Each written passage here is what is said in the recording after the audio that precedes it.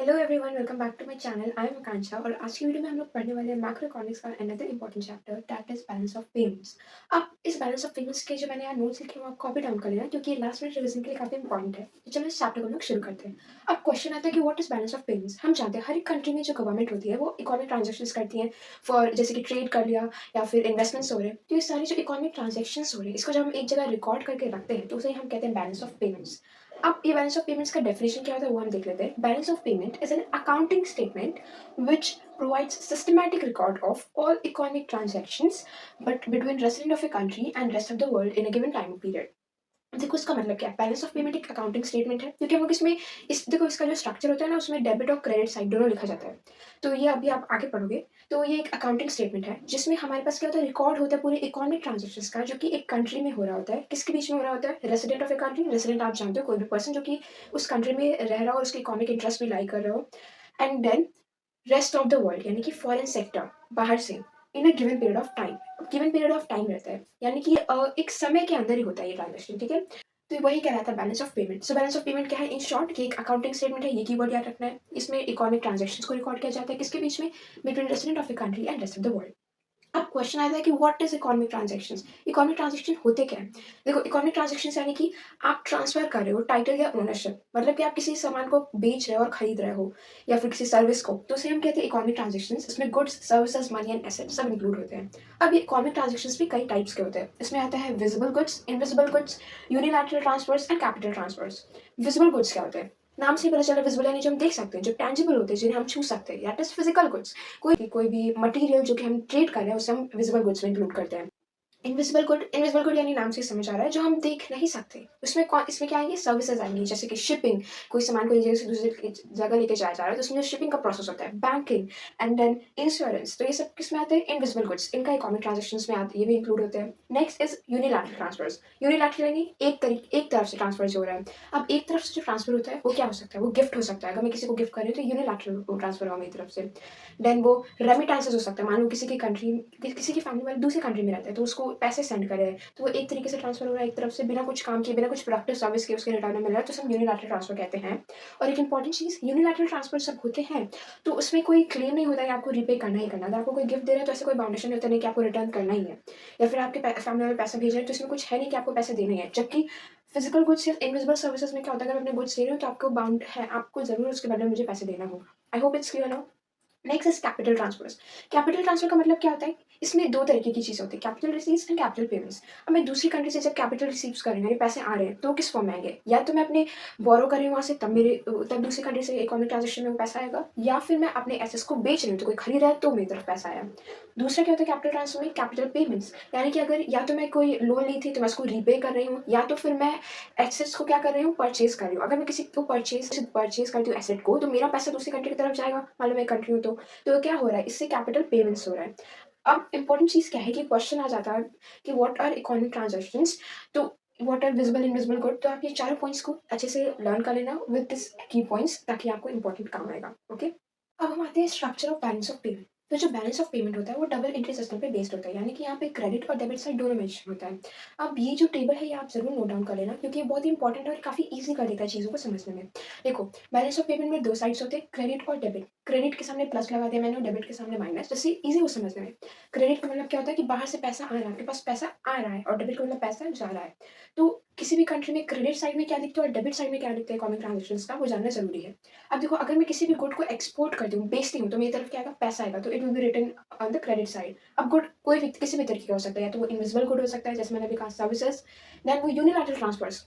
देखो unilateral transverse का मतलब क्या होता है? जो मुझे बाहर से पैसा आ रहा है बिना किसी प्रोडक्टिव सर्विस को किए हुए, तो ये भी क्या होगा? क्रेडिट साइड में होगा क्योंकि पैसा आ रहा है। अब डेबिट साइड में क्या होगा? इंपोर्ट कर रही हूँ मैं किसी गुड को तो मेरा पैसा जा रहा है, उस कंट्री को पैसे गुड्स के बारे में पैसे देंगे तो। Then import of invisible goods में भी यही होता है। यूनिलैटरल पेमेंट, मान लो अभी तक तो मुझे गिफ्ट्स और रेमिटेंसेस आए थे, पर मैं किसी कंट्री में किसी दूसरे पर्सन को अगर या फिर किसी दूसरी कंट्री को मैं पैसा देती हूँ यूनिट, तो वो क्या कहला जाएगा? फॉर गिफ्ट और किसी अर्थक्वेक या फिर किसी डिजास्टर में हेल्प करने के लिए, तो वो किस में आ जाएगा? यूनिलैटरल पेमेंट्स में आ जाएगा। नेक्स्ट अभी तो करंट अकाउंट था। अब balance of payment with components होते हैं करंट अकाउंट और कैपिटल अकाउंट। वो अभी हम आगे पढ़ेंगे इसके बाद नेक्स्ट ही, बट ये आपको जानने के लिए कि किसमें आते हैं? करंट अकाउंट में आते हैं सारे कुछ। अब इसके बाद आते हैं कैपिटल अकाउंट। अब देखो कैपिटल अकाउंट में हम लोग कहाँ किसको क्रेडिट साइड लेते हैं, उसको डेबिट साइड, ये भी जानना ज़रूरी है। अब मैं किसी कंट्री से बोरो कर रही हूँ, यानी मैं बोरो कर रही हूँ तो क्या हो रहा है, मेरे कंट्री में पैसा आ रहा है, उनसे पैसा उधार पे ले रही हूँ तो कहाँ लिखा जाएगा, क्रेडिट साइड में लिखा जाएगा। और यहीं मैं किसी कंट्री को लेंडिंग कर रही हूँ, किसी कंट्री को पैसा दे रही हूँ, तो मेरा पैसा सब्ट्रैक्ट हो रहा है, जा रहा है, तो वो लिखाएगा डेबिट साइड में। इसी तरह अगर मैं मेरी कंट्री में बाहर से फॉरेन इन्वेस्टमेंट हो रहा है, तो वो क्रेडिट साइड में लिखेंगे क्योंकि पैसा आ रहा है, और वहीं मैं किसी और कंट्री में इन्वेस्ट कर रही हूँ, तो वो डेबिट साइड में लिखा क्योंकि मेरी तरफ से पैसा जा रहा है। तो that was all about the structure of balance of payments. अब हम लोग पढ़ेंगे what is balance of trade. Balance of trade क्या होता है, ये डिफरेंस होता है between export of goods minus import of goods. और इसमें इंपॉर्टेंट चीज़ क्या होता है, इसमें वही गुड्स इंक्लूड होते हैं जो विजिबल होते हैं, that is tangible and physical goods. अब ये जो बैलेंस ऑफ ट्रेड होता है, ये भी टू काइंड्स का होता है, सरप्लस। ये जो बैलेंस ऑफ ट्रेड होता है, ये इसमें भी दो वेरिएशंस होता है, एक होता है सरप्लस और एक होता है डेफिसिट। सरप्लस कब होता है, जब हमारा एक्सपोर्ट ऑफ गुड्स ज़्यादा हो रहा है, और डेफिसिट कब होता है, जब इंपोर्ट ऑफ गुड्स ज़्यादा हो रहा है। दैट इज़ वेरी इजी, नाम से ही समझ आ रहा है। अब इंपॉर्टेंट चीज़ क्या है, what is difference between balance of trade and balance of payment. Balance of trade मैंने जैसे बताया, it is only a difference between export and import of physical और विजिबल गुड्स। जबकि बैलेंस ऑफ पेमेंट क्या होता है, इसमें हर एक गुड्स इंक्लूड होते हैं, चाहे वो विजिबल हो, इनविजिबल हो, कैपिटल हो, यूनिलैटरल हो। नेक्स्ट, ये जो बैलेंस ऑफ ट्रेड है वो कैपिटल नेचर के गुड्स को इंक्लूड नहीं करता है, गुड्स कैरी ट्रांजैक्शंस को, जैसे कि एसेट्स खरीदना या बोरो लेंडिंग, ये सब इसमें इंक्लूडेड नहीं होता है, जबकि बैलेंस ऑफ पेमेंट में ये इंक्लूडेड होता है कैपिटल नेचर के ट्रांजैक्शंस में।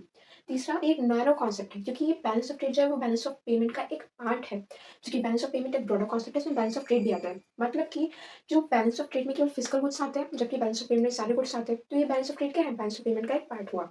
Next, unfavourable balance of trade, मान लो अगर डेफिसिट हो रहा है या किसी तरीके से अनफेवरेबल है, तो वो कैसे मेट आउट किया जा सकता है, कैसे सेटल किया जा सकता है, बैलेंस ऑफ पेमेंट से। जबकि बैलेंस ऑफ पेमेंट अगर अनफेवरेबल है तो उसे हम नहीं सेटल कर सकते हैं, उसको नहीं सेटल किया जा सकता है। अब हम लोग जानने वाले हैं what are the components of balance of payment. Balance of payment के दो कंपोनेंट्स होते हैं, एक होता है करंट अकाउंट और एक होता है कैपिटल अकाउंट। तो जो करंट अकाउंट होता है ना, इसमें भी तीन चीजें इंक्लूडेड होती है इकोनॉमिक ट्रांजेक्शन्स के दौरान, दैट आर विजिबल, इनविजिबल और यूनिलैटरल गुड्स। इन तीनों के बारे में हमने अभी तुरंत ही पढ़ा था, तो I think I don't need to explain it again. Then capital account में भी कुछ कंपोनेंट्स होते हैं, जैसे कि borrowings, investments and change in foreign exchange reserve. इन सबको मैं अभी एक्सप्लेन करती हूँ। देखो, करंट अकाउंट जो होता है वो किसको रिकॉर्ड करता है, it records those economic transactions which are related to export और import of goods and services एक गिवन पीरियड ऑफ टाइम में। तो इसमें क्या आते हैं, केवल गुड्स एंड सर्विसेज ही आते हैं, और साथ ही साथ इसमें बैलेंस ऑफ ट्रेड भी इंक्लूड होता है। बैलेंस ऑफ ट्रेड क्या होता है, ये अभी हमने जाना कि balance of export minus import, और इसमें भी क्या है, एक्सपोर्ट और इंपोर्ट ऑफ गुड्स को इंक्लूड किया जा रहा है, तो ये बैलेंस ऑफ ट्रेड को एक तरीके से इंक्लूड करता है ना। सो या नेक्स्ट, अब ये जो करंट अकाउंट है इसका नेट वैल्यू क्या होता है, मतलब कि ये जो करंट अकाउंट है इसमें सरप्लस होता है या डेफिसिट होता है, क्या होता है, ये अब हम लोग जानेंगे। देखो, जो करंट अकाउंट होता है उसमें करंट अकाउंट सरप्लस का भी कंडीशन होता है और करंट अकाउंट डेफिसिट का भी कंडीशन होता है, ये मैंने शॉर्ट फॉर्म्स में लिखा है। करंट अकाउंट सरप्लस कब होता है, सरप्लस से मतलब ही हो रहा है कि जहाँ फायदा हो रहा है, प्रॉफिट हो रहा है, तो वो कब होगा, जब क्रेडिट ज्यादा होगा डेबिट से। क्रेडिट का मतलब आना और डेबिट का मतलब जाना, माइनस होना। तो जब क्रेडिट ज्यादा हो रहा है तब हमारा करंट अकाउंट सरप्लस होगा, और जब डेबिट ज्यादा हो रहा है तो करंट अकाउंट डेफिसिट होगा। करंट अकाउंट सरप्लस होता है तो क्या हो जाता है कि फॉरेन एक्सचेंज रिजर्व जो है वो हमारे पास ज़्यादा आता है, ठीक है। लेकिन जब डेफिसिट हो जाता है तो हम लोग क्या करेंगे, हम लोग रेस्ट ऑफ द वर्ल्ड से बोरोइंग करेंगे। इतना क्लियर हो गया होगा कि जब सरप्लस होता है तो इसका मतलब क्या है कि ज़्यादा सरप्लस हो रहा है, यानी कि ज़्यादा हो गया है, एक्सपोर्ट इंपोर्ट से ज़्यादा क्रेडिट ज़्यादा है, क्रेडिट ज़्यादा यानी कि ज़्यादा फॉरेन एक्सचेंज रिजर्व आए हैं। और जब डेफिसिट हो रहा है तो इसका मतलब क्या है कि हमारे पास पैसे रिजर्व से कम ही हो गए हैं, तो हम लोग क्या करेंगे, बोरोइंग करेंगे अदर कंट्रीज से, ताकि ये जो रिजर्व है वो आ जाए। अब कैपिटल अकाउंट के बारे में हम लोग जानेंगे, ये क्या होता है। इसमें तीन चीज़ें इंक्लूड होती है। देखो, कैपिटल अकाउंट और करंट अकाउंट में एक डिफरेंस होता है। करंट अकाउंट में केवल गुड्स एंड सर्विसेज का ही होते हैं ट्रांजैक्शंस, पर कैपिटल अकाउंट में ऐसे ट्रांजैक्शंस होते हैं जिससे एसेट और लाइबिलिटीज में चेंजेस आते हो। आई होप एसेट और लाइबिलिटीज आपके लिए क्लियर होगा। देखो, अब इसमें भी तीन कंडीशंस होते हैं, एक होता है borings, investments and changing foreign exchange reserves. Borings का मतलब कि जो पैसा हम लोग किसी दूसरी कंट्री से बोरो करते हैं, जो उधार लेते हैं एक तरीके से। इन्वेस्टमेंट का मतलब कि जो इन्वेस्टमेंट हो रहा है दूसरी कंट्री से, इन्वेस्टमेंट फॉरेन डायरेक्ट इन्वेस्टमेंट और पोर्टफोलियो। फॉरेन डायरेक्ट इन्वेस्टमेंट यानी कोई इंस्टीट्यूशन या फिर किसी तरीके का ऐसे इन्वेस्टमेंट हो रहा है। पोर्टफोलियो यानी इनडायरेक्ट इन्वेस्टमेंट, शेयर्स और बॉन्ड्स के फॉर्म में जब इन्वेस्टमेंट होता है तब। और फॉरेन एक्सचेंज रिजर्व्स क्या होते हैं, हम किसी कंट्री से ट्रेड करते हैं तो हमें फॉरेन एक्सचेंज रिजर्व्स मिलते हैं, यानी जैसे कि डॉलर्स, ये सब क्या हुआ, फॉरेन एक्सचेंज रिजर्व है, तो सही हम कहते हैं। अब हम लोग इसको समझेंगे व्हाट इट इज एक्चुअली में। तो कैपिटल अकाउंट क्या होता है, it records transactions which causes change in assets and liabilities of the resident of a country और गवर्नमेंट। कैपिटल अकाउंट में क्या होता है कि एसेट और लायबिलिटीज में चेंजेस आते हैं, या तो उस रेसिडेंट के या तो फिर गवर्नमेंट के। अब इससे क्या होता है, changes in foreign exchange reserves. अब देखो, इसमें ये भी इंक्लूड होता है, देखो फॉरेन एक्सचेंज रिजर्व्स के चेंजेस से जो है वो एसेट और लायबिलिटीज़ में भी चेंजेस आता है। अब ये कैसे होता है, क्या होता है, मैं क्लियर कर देती हूँ, वो भी ईज़ी वे में। देखो, रिजर्व्स क्या होते हैं, एक फाइनेंशियल एसेट्स होते हैं गवर्नमेंट का, जो बैंक में रखती है गवर्नमेंट। फॉरेन ट्रांजैक्शंस जो हम ट्रांजैक्शंस करते हैं इकोनॉमी में, उससे जो हमें पैसा मिलता है डॉलर के फॉर्म में, वो सब क्या होता है, फॉरेन एक्सचेंज रिजर्व्स होता है। तो अगर मान लो जब हम लोग निकालते हैं बैंक से, गवर्नमेंट निकालती है उसको, इकोनॉमी में लाती है, तो उससे क्या होता है, विड्रॉल करते हैं तो क्या होता है, वो जो फॉरेन एक्सचेंज रिजर्व्स इकोनॉमी में आई तो ये पॉजिटिव साइड में लिखा जाता है, क्रेडिट वाले साइड में। वहीं अगर मैं फॉरेन एक्सचेंज रिजर्व को ऐड करती हूँ, यानी कि वो इकोनॉमी से अब उस रिजर्व्स में रख रही हूँ, तो इससे क्या होगा, सब्ट्रैक्ट वो फॉरेन एक्सचेंज रिजर्व्स इकोनॉमी से चला गया तो वो डेबिट साइड में लिखा जाएंगे। I hope this is clear. अगर नहीं समझ आया तो आप रिपीट करके इस क्लिप को दोबारा देखना, जितनी बार देखना, लेकिन इसको क्लियर कर लेना। नेक्स्ट, बैलेंस कैसे होता है करंट और कैपिटल अकाउंट में, ये दिया है इकोनॉमी में करंट और कैपिटल अकाउंट जब बैलेंस होता है तो अमाउंट जीरो होता है। अब देखो, इसमें ज़्यादा कुछ समझने का नहीं है, इसमें ये बता रहा है कि जो करंट अकाउंट है वो कैपिटल अकाउंट से काफ़ी, ये दोनों एक दूसरे से इंटर रिलेटेड होते हैं। कभी भी अगर करंट अकाउंट डेफिसिट होता है तो वो कैपिटल अकाउंट की मदद लेता है, ठीक है। नेक्स्ट, अब डिफरेंस क्या होता है करंट अकाउंट और कैपिटल अकाउंट में, वो 4 मार्क्स का जरूर आता है क्वेश्चन, तो ये आप देख लेना। वैसे अभी हम लोग फिंगर टिप्स पे भी 4 डिफरेंसेस ऐसे ही काउंट कर लेते हैं। पहला कि करंट अकाउंट में क्या होता है कि पहले इन दोनों का डेफिनेशन लिख देना कि इसका करंट अकाउंट क्या होता है और कैपिटल अकाउंट क्या होता है। दूसरा लिख देना कि करंट अकाउंट में केवल सर्विसेज और ये सारी चीजें इंक्लूड होती है, वहीं कैपिटल अकाउंट में बोरिंग्स, इन्वेस्टमेंट और change in foreign exchange reserves, ये सारे कंपोनेंट्स होते हैं इसके। फिर करंट अकाउंट में हम लोग एक चीज लिख सकते हैं कि इससे, इसकी वजह से एसेट और लायबिलिटीज में चेंजेस नहीं आते, जबकि कैपिटल अकाउंट में एसेट और लायबिलिटीज में चेंजेस आते हैं। फिर दो डिफरेंस में लिखना है और एक्सप्लेन करना है। अब जो ट्रांजैक्शंस रिकॉर्ड किया जाता है बैलेंस ऑफ पेमेंट में, उसको भी हम कैटेगराइज कर सकते हैं 2 पार्ट्स में, दैट इज ऑटोनमस आइटम्स और अकोमोडेटिंग आइटम्स। ये बहुत ही इजी कॉन्सेप्ट है। ऑटोनमस आइटम्स क्या होते हैं, ये इसमें क्या आता है, इसमें ऐसे ट्रांजैक्शंस आते हैं जो कि इकोनॉमिक मोटिव के लिए होते हैं, यानी कि जिसमें प्रॉफिट कमाने के लिए जो ट्रांजैक्शंस होते हैं उन्हें हम ऑटोनमस आइटम्स कहते हैं। अकोमोडेटिंग आइटम्स होते हैं वो क्या होते हैं, वो ऐसे ही ट्रांजैक्शंस होते हैं जो कि बैलेंस ऑफ पेमेंट को कवर करने के लिए होते हैं, यानी कि जो ऑटोनमस ट्रांजैक्शंस हो रहे हैं प्रॉफिट मोटिव के लिए, इनको कवर करने के लिए, कि कहीं कभी डेफिसिट हो गया तो उसको बैलेंस करने के लिए, समझ रहे हो।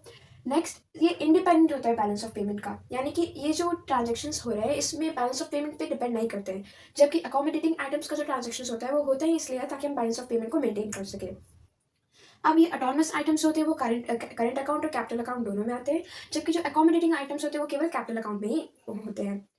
नेक्स्ट, अब ये जो बैलेंस ऑफ पेमेंट है, इसका भी 2 कंडीशन हो सकता है, या तो डेफिसिट हो सकता है या सरप्लस हो सकता है। कब होगा, अब जो ऑटोनमस आइटम्स है, यानी जो इकोनॉमिक मोटिव के लिए, जो प्रॉफिट कमाने के लिए जो ट्रांजैक्शंस हो रहे हैं, उस ट्रांजैक्शंस में जब इनफ्लोज कम होगा आउटफ्लो से, यानी कि हम खर्च ज़्यादा करें, ज़्यादा आउटफ्लो हो रहा है ऐसे ट्रांजैक्शंस का, और इनफ्लो कम हो रहा है तो तब डेफिसिट हो जाता है। और जब इनफ्लो ज़्यादा होता है और आउटफ्लो कम होता है ऑटोनमस आइटम्स के ट्रांजैक्शन का, तब वो सरप्लस कहलाता है। आई होप इनफ्लो, आउटफ्लो और ऑटोनमस ट्रांजैक्शंस क्या है ये आपको क्लियर हो चुका होगा। So that was it for this chapter. I hope it is clear now. We'll see you in next video. Thank you for watching. Bye bye.